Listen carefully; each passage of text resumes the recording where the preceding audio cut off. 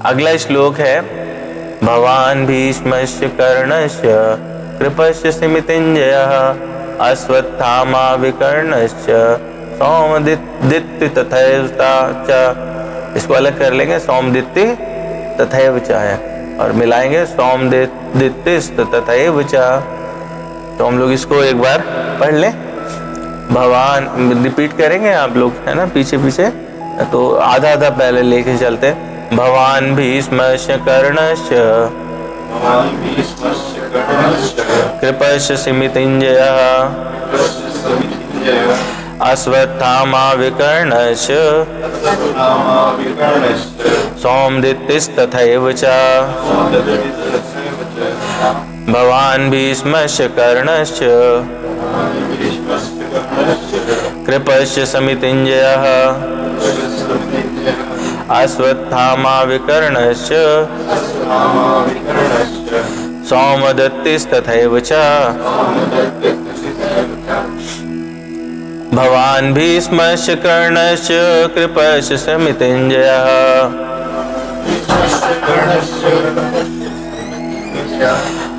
अश्वत्थामा विकर्णस्य सौमदत्तिस्तथैव च।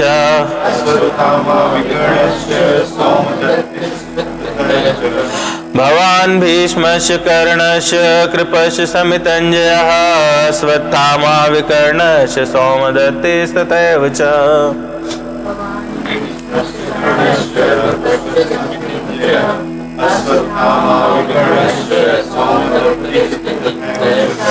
तो अब हम लोग एक एक शब्द का अन्वेषण करके उसको समझते हैं कि कौन से शब्द का क्या अर्थ है। भवान का अर्थ होता है आप, भीष्म भीष्म पितामह, च मतलब और, कर्ण यानी कर्ण, कृपा कृपाचार्य के लिए कहा गया, च मतलब और, सिमितिञ्जय मतलब युद्ध में सदा विजयी रहने वाले, या इसका एक और अर्थ निकलता है चिरंजीवी, जो कभी मरे नहीं, जो हमेशा विजयी रहे। अश्वत्थामा अश्वत्थामा, विकर्ण विकर्ण, सौमदित्य सोमदत्त का पुत्र, भूरिश्रवा उसका नाम था, तथा और एक समान रूप से, च मतलब भी। तो ये कह रहे हैं कि आप यानी द्रोणाचार्य जी आप, और पितामह भीष्म तथा कर्ण, और संग्राम विजयी कृपाचार्य, तथा वैसे ही अश्वत्थामा विकर्ण और सोमदत्त का पुत्र भूरिश्रवा। पीछे महारथियों के नाम गिना रहा है कि ये लोग आपके पीछे खड़े हैं। अब यहाँ पर थोड़ा सा मतलब अगर हम लोग ध्यान देंगे तो वो कह रहा है भवान भीष्मश्च। अगर वहाँ उस पूरे रण में देखें कौरवों की सेना में, तो सबसे ज्यादा बलशाली शक्तिशाली कोई व्यक्ति थे तो वो भीष्म थे। तो हम लोग जब किसी का नाम लेते हैं तो सबसे पहले सर्वश्रेष्ठ का नाम लेते हैं, परंतु यहाँ पर ऐसा नहीं किया गया। यहाँ पर सबसे पहले द्रोणाचार्य के लिए संबोधन दिया गया कि आप, एक तो आप हैं सबसे श्रेष्ठ, ठीक है, फिर आपके पीछे भीष्म जी हैं, ठीक है, और फिर वो कहता है कि नाम किसका ले रहा है, उसके बाद नेक्स्ट ले रहा है कर्ण का, मतलब उसकी दृष्टि में तीसरा कोई योद्धा है जो महारथी है तो वो कर्ण है, और फिर वो नाम लेता है कृपाचार्य का, और फिर कहता है कि इनके जैसे ही, मतलब इनसे कम नहीं है, अश्वत्थामा विकर्ण और भूरिश्रवा। तो यहाँ पर जो है वो जो पहला ही शब्द है भवान भीष्मश्च, ये किस चीज को शो करता है, ये प्रस्तुत करता है कि वो कितना चाटुकार है और कूटनीतिज्ञ है। इसके ठीक अपोजिट जब युधिष्ठिर जी जाते हैं आशीर्वाद लेने के लिए, और अर्जुन भी युद्ध प्रारंभ करने से पहले आशीर्वाद लेते हैं, तो सबसे पहले वो भीष्म को प्रणाम करते हैं, फिर अपने दोनों गुरु द्रोणाचार्य और कृपाचार्य जी को, और उसके बाद में अन्य श्रेष्ठ लोगों को। तो यहाँ पर लेकिन वो देख रहा है कि हमारा काम कैसे सेट होगा, उसको इस नीति से कोई लेना देना नहीं है, उसको सिर्फ अपना है कि, तो ये जो पहला सेंटेंस है, ये पहले श्लोक का पूर्वार्ध है, वो ये क्या दर्शाता है, दुर्योधन का व्यक्तित्व दर्शाता है। वो मतलब किस प्रकार का धूर्त व्यक्ति है, जो पूरे टाइम उसके दिमाग में कूटनीति चल रही है, और वो सारे उनको किस तरह से कैटेगराइज कर रहा है अगर उसने द्रोणाचार्य का नाम लिया था तो उसके बाद कृपाचार्य जी का नाम लेना चाहिए था। दोनों गुरु थे, इक्विवेलेंट थे, लेकिन उसने ऐसा नहीं किया है। उसके हिसाब से कर्ण जो है वो बाकी से श्रेष्ठ है। हाँ, यदि क्योंकि इसमें आगे हम लोग देखेंगे, हम लोग को पता चलेगा कि भीष्म और कर्ण में डिस्प्यूट हुआ और फिर कर्ण जो है वो युद्ध से अलग हो गए थे। तो जब तक भीष्म पर्व चला, भीष्म जी 10 दिन तक सेनापति रहे, तब तक कर्ण युद्ध से बाहर था। तो जब भीष्म जी को बाण लगे और क्षतिग्रस्त हुए, उसके बाद ही कर्ण जो है युद्ध में आया। तो फिर ये भी बताना चाहता है, पहला जो है उसने दोनों को मिला दिया, मतलब वो ये भी कहना चाह रहा है कि आप जो है भीष्म जैसे ही योद्धा है, आप दोनों, आप और भीष्म हैं, तो मतलब आप दोनों इक्विवेलेंट हैं, आप उनके जैसे ही योद्धा है और आपके समकक्ष संसार में कोई और है नहीं। तो यदि आप दोनों पूरी युक्ति के साथ, पूरी शक्ति के साथ युद्ध करें तो देवता, यक्ष, राक्षस, मनुष्य, इनमें से कोई ऐसा नहीं है जो आपके पराक्रम के सामने टिक सके। और भीष्म जी तो वो अबाल ब्रह्मचारी हैं, उन्हें इच्छा मृत्यु का वरदान भी है, तो वो तो वैसे ही नहीं मारे जा सकते। तो इस तरह से अगर देखें तो जो है वो पूरा मतलब एक उसने एनवायरनमेंट क्रिएट किया, पूरा वातावरण बना रहा है कि किस तरह से इनको अधिक से अधिक युद्ध में रोष दिलाया जाए, ये पूरे ताकत से, पूरी इच्छा से युद्ध करें। अब इसमें जो है एक जो अगले कैरेक्टर है वो क्या है, वो है भीष्म। तो भीष्म कौन है?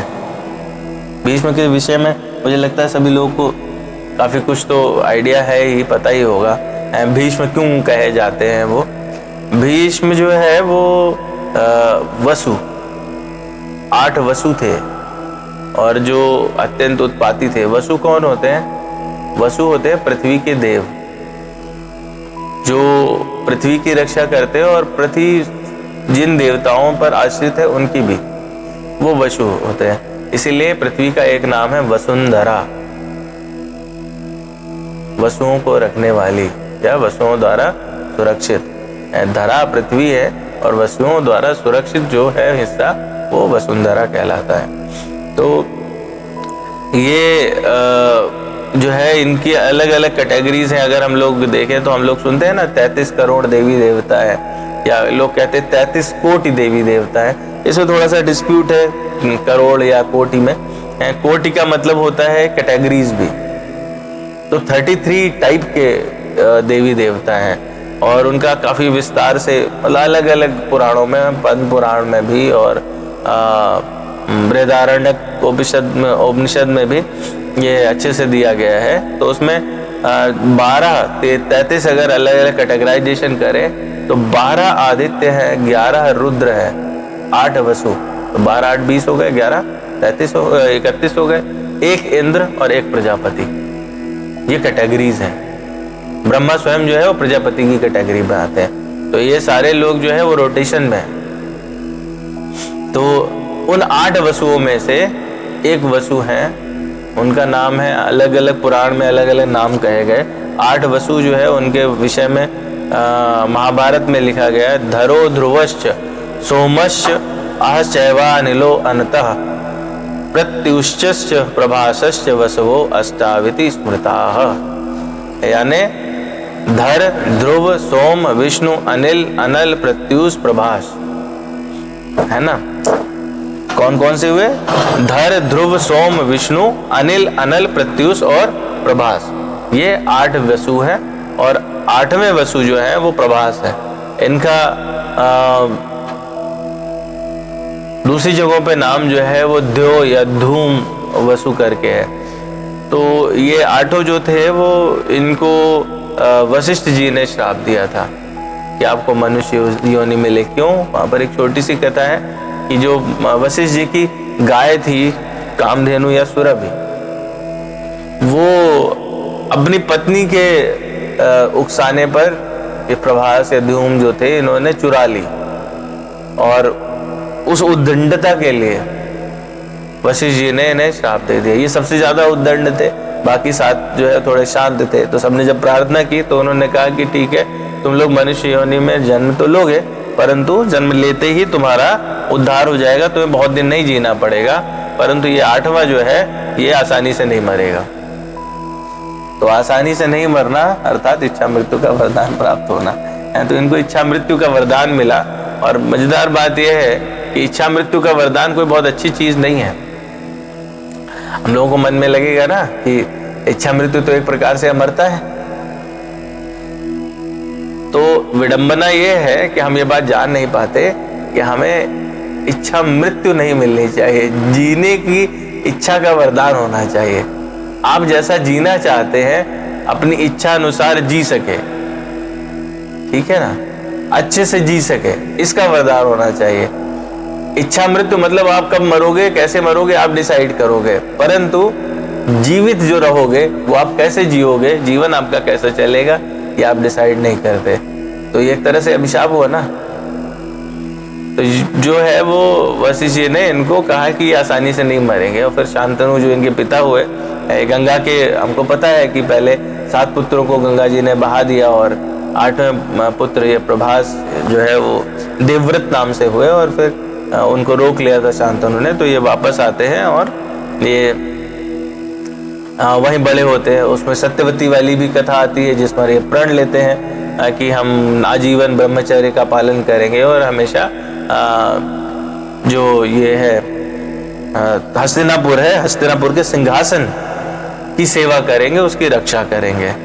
तो उसके बाद हम लोग ये भी जानते हैं कि ये विचित्रवीर और चित्रांगद 2 पुत्र थे। तो उसमें एक तो पहले ही मारे जा चुके थे, तो एक थे उनके लिए ये कन्याओं का प्रबंध करने के लिए स्वयंवर में जाते हैं और वहां से 3 काशीराज की 3 पुत्रियों को अंबिका और अंबालिका को उठा लाते हैं। परंतु अंबा जो है वो शाल्व नरेश से प्रेम करती होती हैं तो उनको छोड़ देते हैं और वो वापस जाती है तो उन्हें शाल्व नरेश स्वीकार नहीं करते।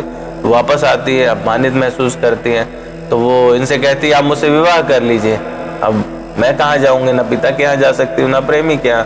तो ये अपनी प्रतिज्ञा पे अड़े रहते हैं। तो इनसे क्रुद्ध हो जाती है और इनको श्राप देती है कि मैं तुम्हारी मृत्यु का कारण बनूंगी, चाहे मुझे कितने ही जीवन क्यों न लेने पड़े। फिर वो जाती है परशुराम जी के शरण में और परशुराम जी जो है वो इनके गुरु हैं। शस्त्र विद्या परशुराम जी ने सिखाई थी भीष्म को।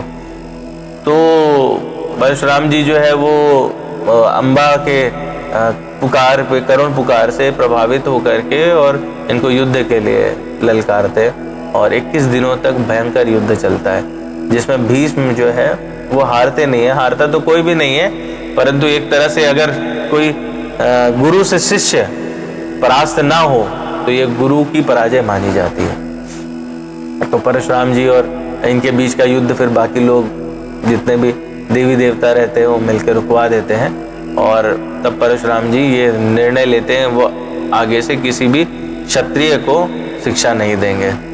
तो इस तरह से हम लोग देखें तो मैं मतलब ये सब डिस्क्रिप्शन बताने का अर्थ सिर्फ इतना है कि भीष्म जो है वो बहुत ही शक्तिशाली है, बहुत ज़्यादा शक्तिशाली है और वो उनमें इसके अलावा भी बहुत सारे गुण हैं। 8वें वसु हो गए तो स्वयं देव है, नाम इनका देवव्रत है, इतनी भयानक प्रतिज्ञा ली। ये 12 महाजन में से एक है।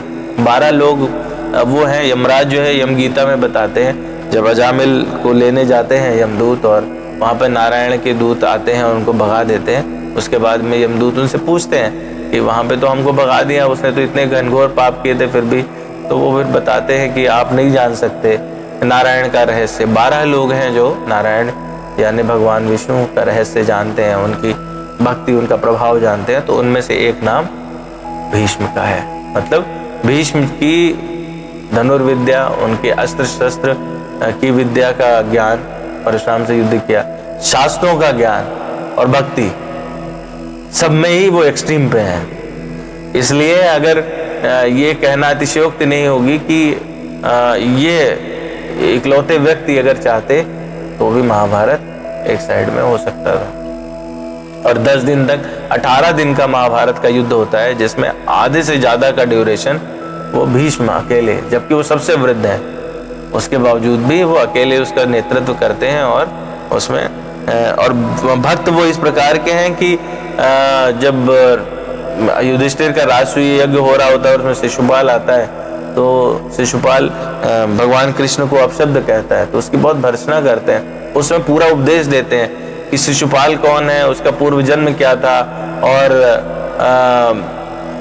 वो पहले हिरण्यकशिपु था, फिर वो रावण बना और अभी शिशुपाल बना है। तो जब तक शिशुपाल भगवान को ऐसे ही उठपटांग बोलते रहते, भगवान बर्दाश्त कर लेते, उसमें उनको समस्या नहीं होती। लेकिन जैसे ही शिशुपाल दूसरा रूप धारण करते हैं, उनका सिर काट देते। तो हम लोग देखें कि वो हर चीज़ पे एक्सट्रीम है, भक्ति में एक्सट्रीम पे है, शास्त्रों का ज्ञान एक्सट्रीम पे है। तो ऐसा व्यक्ति, ये बड़ा ही आश्चर्यजनक लगेगा कि वो अधर्म के साथ कैसे खड़ा है। तो वो अधर्म के साथ इसलिए खड़ा है क्योंकि उसमें भी वो अपने धर्म का पालन कर रहा है। और भगवत गीता जो है वो खाली धर्म और अधर्म के बीच में चयन करना नहीं सिखाती है हमको, धर्म और धर्म के बीच में चयन करना सिखाती है कि दो धर्म में आपको यदि चयन करना हो तो आप किस प्रकार से करेंगे। हमें दुविधाएं धर्म और अधर्म में चयन करने में यूजुअली नहीं आती है। आप कोई भी गलत कार्य करेंगे तो आपको पहले से पता होता है कि ये गलत है, इसमें मुश्किल नहीं होती है कभी भी। आपको मुश्किल सबसे ज्यादा कब होती है? जब दो सही चयन करने वाले विकल्प मौजूद हो, तो आपको उसमें से किसको चयनित करना है, वो दिग्भ्रमित करने वाली स्थिति रहती है। हाँ, धर्म संकट की परिस्थिति, बिल्कुल एग्जैक्टली। इसीलिए जो है वो सभी प्रकार के धर्मों को भगवद गीता में बताया गया है, वेदांत सूत्र पूरा दिया इसमें। और आखिर में उन्होंने ये इसीलिए कहा कि सभी धर्मों को त्याग कर आप मेरी शरण में आए, सर्वधर्मान परित्यज्य माम एकम शरणम व्रज। क्योंकि आप जब तक धर्मों में उलझे रहेंगे तब तक आप भगवान की शरण नहीं ले सकते हैं। तो आप सारे ही धर्मों को त्याग करके पूर्णतः शरणागत हो जाइए। ये भगवान का उपदेश है, जो गीता का एक लाइन में अगर कुछ एसेंस है तो यही है। तो इतना सब कुछ जो है वो होने के बावजूद भी भीष्म जी हम लोग देख रहे हैं कि वो इधर खड़े हैं, है ना। ये और चलो खैर यहाँ से एक प्रश्न और उठता है, परंतु आज मैं उसका उत्तर नहीं दूंगा। शिशुपाल जो है, शिशुपाल को भीष्म जी बताते हैं ना कि वो पहले हिरण्यकशिपु था, फिर रावण हुआ और फिर शिशुपाल हुआ। तो उसको तीन जन्म लेने की क्या आवश्यकता थी? वो पहली बार में ही भगवान विष्णु द्वारा मारा गया, तो फिर उसको क्यों दोबारा जन्म लेना पड़ा? और फिर भगवान राम के द्वारा मारा गया, तो फिर क्यों उसको दोबारा जन्म लेना पड़ा? किसी ने ये सवाल पूछा नहीं, तो हम इसका जवाब भी नहीं देंगे। ये सवाल जब पूछा जाएगा तभी इसका जवाब देंगे। चलिए आगे श्लोक पे हम लोग चलते हैं, वरना पथ भ्रमित हो जाएंगे। हमको भी धर्म और धर्म में चुनना पड़ेगा। बिल्कुल ठीक बात है, परंतु प्रश्न ये नहीं है, वो तो ठीक है कि 100 अपराध कर देगा, उसके 100 अपराध क्षमा किए थे उन्होंने, वो हो सकता है उससे भी ज्यादा क्षमा करते। भगवान के प्रति अपराध आप करते हैं तो भगवान बहुत दयालु है, वो क्षमा करते हैं। परंतु यदि आप उनके भक्त के लिए अपराध करते हैं, मैंने पिछली बार भी ये बात कही थी, तो भगवान नहीं छोड़ते हैं। और फिर वो किसी भी कीमत पे नहीं छोड़ते। आप उनकी शरणागति भी ले लीजिए तो भी नहीं छोड़ते हैं। फिर वो वहीं जा करके, मतलब इसमें पहले भी माता जी ने मुझे रिक्वेस्ट किया था कि अम्बरीश की कथा हम बताएं, ठीक है। तो अम्बरीश और दुर्वासा की बात की थी हमने। और एक और कथा है जो हम लोग भगवान राम के संदर्भ में भी सुनते हैं कि जयंत जो है वो चोंच से प्रहार करने का प्रयास करता है। मतलब अगर मर्म जानेंगे तो प्रहार नहीं करता बेचारा, लेकिन फिर भी लौकिक रूप में देखें तो उसके पीछे भगवान का बाण चलता है और वो सारे लोकों में घूम के आ जाता है। भगवान राम की भी शरण लेता है तो भी भगवान उसको क्षमा नहीं करते, क्योंकि उसने सीता माता यानी भक्ति पर प्रहार किया था। तो वो भगवान माता की जब शरण लेता है तो ही बाण उसको छोड़ता है। ठीक इसी प्रकार अगर भगवान के भक्त को आपने दुख दिया है, कहने का अर्थ समझिए, हम लोग जो है इसको बड़ा ही लाइटली लेते हैं। हम लोग को लगता है हम लोग बहुत ये अपराध हम सभी बहुत आसानी से करते हैं और रोज करते हैं, ठीक है। मतलब पहली चीज तो यही है कि हम लोग छद्म रूप में भी करते हैं कि हम लोग नहीं जानते कौन कितना भक्त है, तो हम लोग उपहास कर लेते हैं। कई बार हम लोग उस पर कटाक्ष कर देते हैं, तो भी एक तरह का अपराध हुआ। परंतु कई बार प्रकट रूप में भी करते हैं तो कोई भी जो भक्त वेश में आपके समक्ष हो, ठीक है, मतलब आप अपना निर्णय रखिए। इस समय बहुत सारे लोग हैं जो पाखंडी भी होते हैं, लेकिन कभी भी किसी के प्रति कोई अपराध नहीं करना चाहिए, उन्हें किसी प्रकार से कोई प्रताड़ना नहीं देनी चाहिए, अपशब्द नहीं कहने चाहिए, ठीक है, क्योंकि आपको नहीं पता है वो नारायण है कि नारायण भक्त है। नारायण है तो एक बार को हो सकता है कि माफी मिल भी जाए, परंतु यदि वो सच्चा नारायण भक्त है तो फिर वो आपके लिए कई जन्मों का संकट है, वो आपको माफी उससे नहीं मिलेगी, है ना। तो इस तरह से वहां पर मतलब क्वेश्चन यही था, वो फिर जब उनके भक्त के लिए अपशब्द कहना शुरू किया उसने, तब भगवान ने सुदर्शन धारण कर लिया। तो इतना क्रोध आया कि सुदर्शन को वापस लेते हुए उंगली से रक्त बहने लगा। तो दूसरा कैरेक्टर इसमें कर्ण है, भवान भीष्मश्च कर्णश्च। अब उसके लिए कर्ण कितना इंपॉर्टेंट है। कर्ण जो है, कर्ण के विषय में हम लोग जाने तो कर्ण जो है कुंती के कानीन पुत्र थे। कानीन कहते हैं उनको जो कुंवारेपन में जिनको पुत्र उत्पन्न हो जाए। तो ये भी कथा हम सारे ही लोग जानते हैं कि वो कैसे हुआ। और ये जो कर्ण पैदा हुए तो ये कवच और कुंडल के साथ आए थे, कवच और कुंडल के साथ में मिले और फिर वो उनको बहा दिया, कुंती ने उनको बहा दिया था। और वो फिर अधिरथ नाम के धृतराष्ट्र के सारथी थे जिनको मिले थे, और इनको जो है वो कवच कुंडल धारण किया हुआ था इन्होंने, इसीलिए उनका नाम वसुषेण रखा था उन्होंने। लेकिन उनके कान इतने सुंदर थे कर्ण के, इसीलिए उनको लोग प्रेम से कर्ण नाम से जानते हैं। तो कर्ण जो है नाम वो उनके माता पिता ने नहीं रखा था। कर्ण ने भी शस्त्र विद्या द्रोणाचार्य से सीखी थी, परंतु जो मुख्य अस्त्र चलाना है वो कर्ण को द्रोणाचार्य जी ने नहीं सिखाया। उन्होंने ये तर्क रखा, दोनों ही उसमें कारण थे। एक तो वो श्रेष्ठ धनुर्धर थे, दूसरा था कि अर्जुन के समकक्ष वो किसी को चाहते नहीं थे, तीसरा है कि ब्रह्मास्त्र, पाशुपत अस्त्र और अग्न्यास्त्र इनकी शिक्षा सिर्फ क्षत्रियों को दी जाती है। तो जो कर्ण थे वो क्षत्रिय नहीं थे, तो ये सारे भेद होने के कारण इनकी शिक्षा कर्ण को नहीं दी थी। तो कर्ण को ये बात मन में लगी और वो फिर बाद में उन्होंने परशुराम जी के साथ में धोखे से अपने को ब्राह्मण बताते हुए शस्त्र विद्या सीखने का प्रयास किया, और परशुराम जी ने उन्हें सिखाया, पर परशुराम जी को पता चल गया। तो उन्होंने इनको श्राप दिया कि तुमको ये विद्या आएगी तो, परंतु जब आपको इसकी आवश्यकता होगी तब आप भूल जाओगे, तब आपको याद नहीं रहेगा। कर्ण जो है वो मतलब संगति तो हमेशा ना उसी प्रकार के व्यक्ति की होती है। तो कर्ण जो है दुर्योधन के साथ रहते थे, तो अस्त्र शस्त्र विद्या सीखते समय एक बार उन्होंने एक गौहत्या भी कर दी थी, ब्राह्मण की गाय को बाण से मार दिया था। तो ब्राह्मण ने उस समय उनको श्राप दिया कि तुम जिसे मारना चाहते हो वही तुम्हारे मृत्यु का कारण बनेगा। तो अर्जुन को ये मारना चाहते थे, अर्जुन ने ही इनको मारा था। इस तरह से तीसरी जो घटना है, मतलब ये आश्चर्यजनक है, हो सकता है आप लोगों को पता हो या नहीं भी, कि द्रौपदी के स्वयंवर में कर्ण ने मत्स्य भेदन पहले किया था, अर्जुन से पहले किया है ना। लेकिन स्वयंवर का अर्थ ही यही होता है कि कन्या को अधिकार है कि वो अपना वर चुने। तो द्रौपदी ने मना कर दिया कि मैं इनके साथ विवाह नहीं करूंगी, ये मेरे योग्य नहीं है। तो इसलिए फिर कर्ण को वहां से जाना पड़ा था। तो मतलब इस तरह से अगर हम लोग देखें तो कर्ण जो जिस तरह की वो दुर्योधन प्रशंसा कर रहा है वो योग्य है।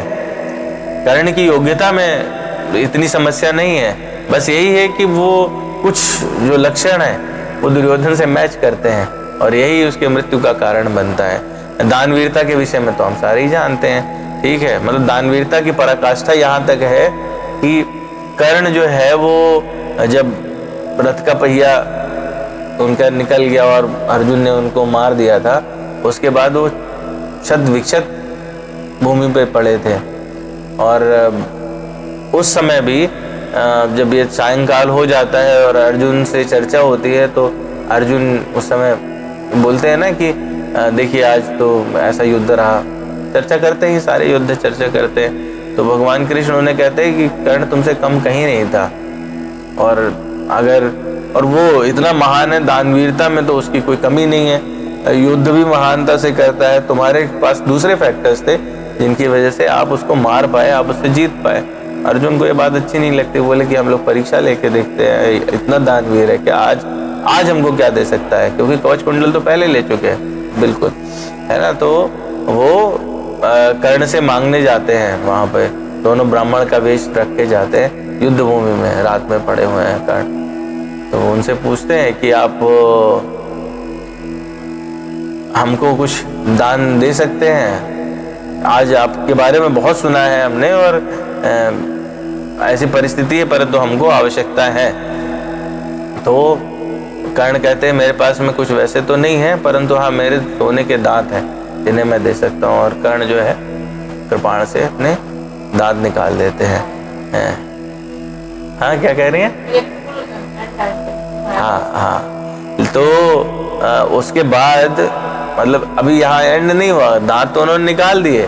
तो भगवान कृष्ण कहते हैं ये तो झूठा है, ये तो आपके मुख से निकला है, मुख से निकला हुआ दान अपवित्र है, और हम इसको कैसे स्वीकार कर सकते हैं। तो जो काम अर्जुन ने किया था भीष्म के लिए, वो वही काम करते हैं। वो घिसट के जाते हैं अपना बाण उठा के और पृथ्वी भेदन करते हैं, और गंगा जी वहां से प्रस्फुटित हो जाती है। वो गंगा जल से धोते हैं, बोले गंगा जल से ज्यादा पवित्र कुछ नहीं होता है। कोई झूठी चीज भी अगर आप गंगा जल से धो देते हैं तो वो उतनी ही पवित्र मानी जाती है, क्योंकि गंगा उनको स्पर्श कर लेती है। तो ये अब आप ग्रहण कर सकते हैं। तो उसके बाद में भगवान कृष्ण अपने स्वरूप में प्रकट हो जाते हैं, और वो कहते हैं कि हम आपके इससे इतना प्रसन्न है, आप जो मांगना चाहें वो मांग लीजिए। तो कर्ण यही मांगते हैं कि मैं सिर्फ ये चाहता हूँ कि मेरा यश संसार में बना रहे।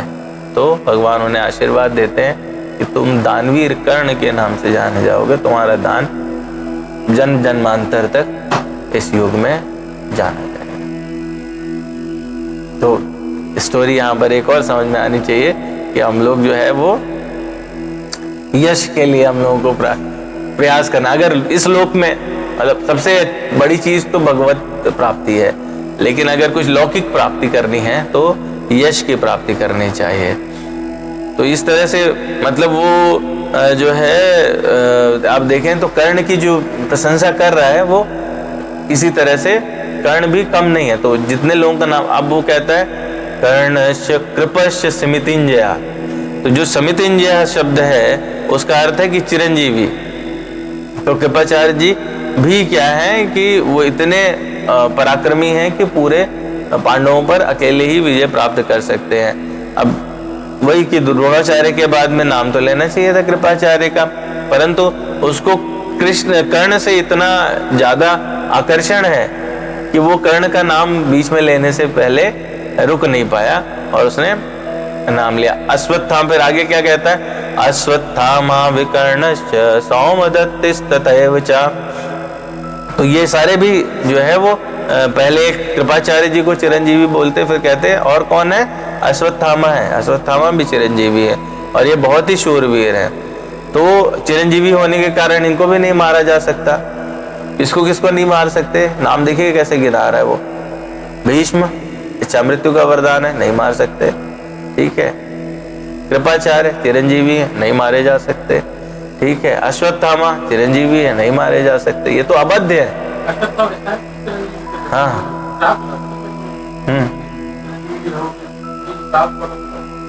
नहीं, चिरंजीवी होने का जो है वो नहीं, वो तो पहले से ही उनके पास शक्ति थी ना, उनके पास मणि थी और वो चिरंजीवी थे। हाँ, मणि निकाल ली गई, उनको फिर ये श्राप दिया गया कि आप चिरंजीवी जो है उनको मार तो सकते नहीं है, लेकिन यातना मिल सकती है। तो अश्वत्थामा ने जब पांचों पुत्रों को मार दिया और उसके बाद में फिर ये वाला श्राप तो तब मिला जब उन्होंने परीक्षित के ऊपर ब्रह्मास्त्र, वो भी मतलब ऐसे नहीं है कि उसने अश्वत्थामा ने बिल्कुल एकदम सोच के किया, वो जब उसने पांचों पुत्रों को मार दिया तो उसके बाद में अर्जुन और भगवान कृष्ण उनके पीछे पड़ गए। अर्जुन ने संधान किया बाणों का तो इसने अपने को बचाने के लिए ब्रह्मास्त्र छोड़ दिया। ब्रह्मास्त्र की शिक्षा थी इसको, द्रोणाचार्य जी ने इसको सिखाया था, लेकिन इसको पता नहीं था कि इसको रिवर्स कैसे करना है। तो इधर से ब्रह्मास्त्र जो है अर्जुन ने भी छोड़ दिया, पृथ्वी में हाहाकार मच गया। भगवान कृष्ण ने समझाया कि तुम तो निपुण हो, तुम वापस ले सकते हो, तो अपना ब्रह्मास्त्र वापस लो। और अश्वत्थामा को भी यही बात कही सबने, और अश्वत्थामा बोला कि मैं तो जानता ही नहीं हूँ कैसे वापस लेना है, तो मैं इसको डाइवर्ट कर देता हूँ, अभी किसी न किसी का तो वध करके जाएगा। तो उसने उत्तरा के गर्भ में उसको डाइवर्ट कर दिया। और उत्तरा के गर्भ में जो है परीक्षित महाराज की तरफ ये बढ़ा, तो मतलब जब ब्रह्मास्त्र उनकी तरफ आ रहा है तो उत्तरा ने फिर भगवान कृष्ण से प्रार्थना की, और भगवान कृष्ण, बहुत ही सुंदर स्तुति है वो, तो भगवान कृष्ण ने फिर अंदर ही, क्योंकि भगवान जो है वो सबके हृदय में रहते हैं, तो वो चाहे छोटा शिशु हो चाहे भ्रूण हो, उसके हृदय में भी, वहीं से उन्होंने पूरा उसको भ्रूण को आच्छादित कर लिया और अपना सुदर्शन चक्र आगे लगा दिया, तो ब्रह्मास्त्र निस्तेज हो गया। लेकिन इसके दंड स्वरूप ये मतलब बहुत ही अच्छा, बहुत ही सुंदर प्रकरण है कि अश्वत्थामा को मारने की प्रतिज्ञा की थी अर्जुन ने, तो क्या वो प्रतिज्ञा टूट गई? नहीं। किसी भी यदि व्यक्ति को उसके आप पद से अपदस्थ कर दीजिए, या उसको किसी प्रकार का मेडल मिला हो, उससे आप छीन लीजिए, तो ये उसके हत्या के समान माना जाता है। तो जो मणि थी वो उसके लिए उसकी योग्यता थी, उसे छीन ले गए। तो वहां पर चर्चा है, एक बड़ी सुंदर सी पूरी चर्चा है। तो भगवान कहते हैं कि ये इसको अगर हम पृथ्वी से निकाल देते हैं या हमारे साम्राज्य से बाहर कर देते हैं, और चूंकि ये ब्राह्मण है तो हम इसको मारेंगे तो ब्रह्म हत्या का पाप लगेगा, नहीं मारेंगे तो प्रतिज्ञा टूट जाएगी। तो इसकी मणि अगर निकाल ली जाए, यानी इसको अयोग्य बना दिया जाए, योग्यता से हीन कर दिया जाए, और सबके सामने इसको खंडित कर दिया जाए, तो एक ब्राह्मण को खंडित कर देना और उसको साम्राज्य से बहिष्कृत कर देना, ये दोनों ही चीजें जो हैं वो उसकी हत्या के समान मानी जाती हैं शास्त्रों में। तो उसको ये, परंतु इतने से बात नहीं बनती है, तो उसको ये श्राप दिया गया कि तुम्हारा गर्दन काट दी जाएगी और उससे रक्त हमेशा बहता रहेगा, 5000 वर्ष तक तुम्हारा रक्त बहेगा, और उसमें से इतनी दुर्गंध निकलेगी कि तुम किसी भी स्थान पर अकेले एक जगह रुक नहीं पाओगे। तो उसको फिर पूरे उसमें विचरण करने का श्राप है, वो एक जगह रुक नहीं सकता है। तो इस तरह से देखें तो अश्वत्थामा भी जो है वो विलक्षण है। और फिर है विकर्ण। विकर्ण पूरे इस श्लोक में, पूरे इस उसमें एक व्यक्ति ऐसा है जो कौरवों से, बाकी कौरवों से अलग है। कौरव उनका भाई है, दुर्योधन का भाई है, और ये बाकी भाइयों से अलग है, धर्मात्मा प्रकृति का है। यही इकलौता व्यक्ति था जिसने द्रौपदी का जब चीरहरण हो रहा था, तो कौरवों में इकलौता कौरव था जिसने इसके अगेंस्ट में आवाज उठाई, तो बोला कि ये गलत हो रहा है और इसको नहीं होना चाहिए।